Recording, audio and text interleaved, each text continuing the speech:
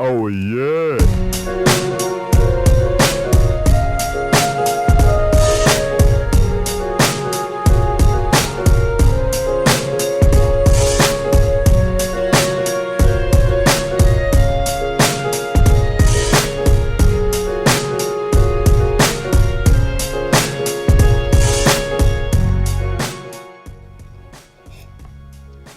First new video of 2018.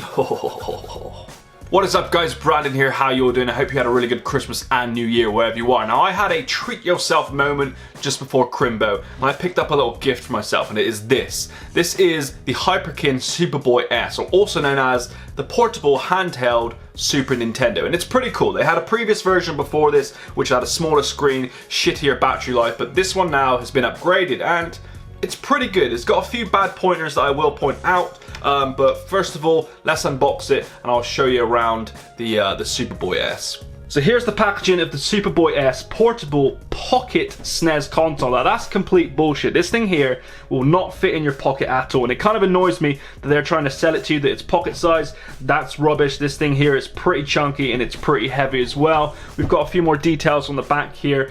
So this is the S version. They had a previous version which had a smaller screen. So this one has a 4.3-inch screen, X, Y, A, B buttons, your R and L buttons, select start, 4-way directional pad, and then you've got your first and second controller port. This allows you to put in your original SNES controllers to play 2-player, or you can connect it up to your TV as well and actually use this as a console on your TV, which is pretty cool. So this is definitely a very snazzy product that I had to get my hands on, and this is what it looks like straight out of the box. Pretty cool.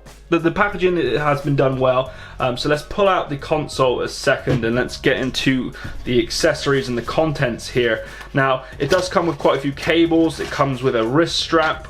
It comes with, this is your TV port, so this goes into your AV out here, which is just up here, and then you've got your micro USB charging cable. I would have preferred USB-C, but this product I think's well over a year old. And then you have, then you have a pretty dirty pouch here, which is branded. That's actually quite cool. So that's nice of them to add that. So now let's get onto the console. First of all, design. It's okay. Like, they've done really well with the color scheme, the whole layout. It looks like an original SNES controller. They've got the colors here. You've got your controller ports on the front here, but like, chunkiness wise, just look at that. Admittedly, you have to fit in the cartridge, but they're trying to sell it to you as pocket size. Now if we compare this to the Nintendo Switch that some of you may have, it's chunky, and size wise it's just as big as the Nintendo Switch. So they reckon you can chuck that in your pocket. Bullshit. Just look at the ass on that thing. Damn, this is thick. So them telling you that it's pocket size is rubbish, but putting that aside, it kind of looks really, really cool and retro. Now, ergonomically, like, I'm gonna be playing like this, and I feel like my fingers are like, they've got this curve here and they're expecting you to play like that, which is kind of rubbish. So I would have liked something more ergonomical because I will be playing hours on end with this. And you've got some buttons on the bottom here as well, and they're all pretty clicky.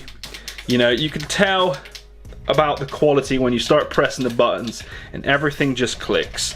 You know, the directional pad is probably the best for me. Doesn't make a noise. It's got nice feedback. The buttons are pretty, you know, old school, which I like, but the bumper buttons and the buttons they've added for brightness and reset just sound super clicky. So let's get over a cartridge here, and the only cartridge I have is actually Mortal Kombat here, and this is a PAL version because I'm here in the UK.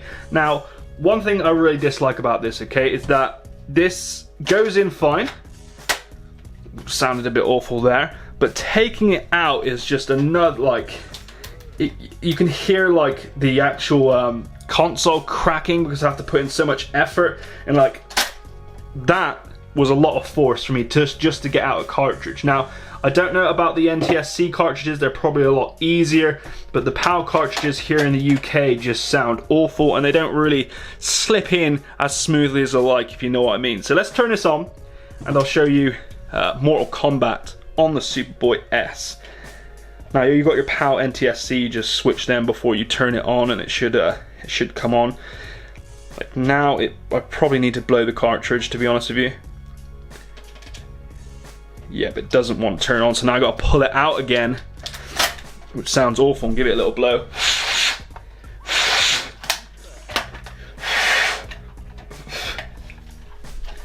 Now let's see if this works here. There you go. So you have to be kind of careful when you're taking it in and out. So I can't imagine you playing and like switching in and out a lot of games would be healthy for this console. See, a little blow will work.